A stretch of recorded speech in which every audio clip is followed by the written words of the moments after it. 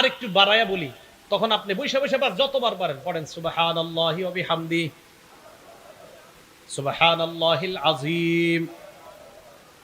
পড়েন তো, আপনারা মুখস্থ করেন সুবহানাল্লাহিল। বুখারী শরীফের একদম শেষ হাদিস, ৭৫৬৩ নাম্বার হাদিস।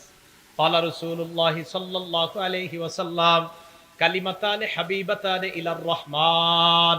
এই যে দুইটা বাক্য আমরা পড়লাম, আল্লাহর নবী কয় এই দুইটা বাক্য আল্লাহর কাছে অনেক প্রিয়, এই দুইটা বাক্য আল্লাহর কাছে পছন্দনীয়।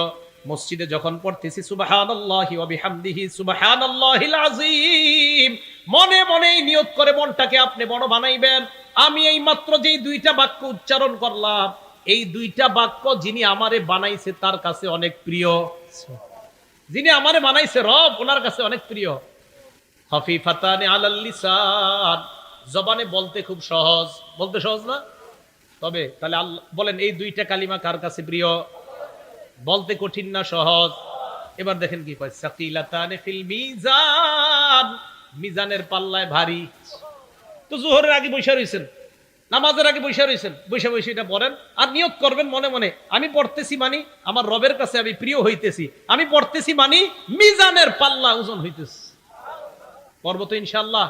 আল্লাহ তৌফিক দান করেন।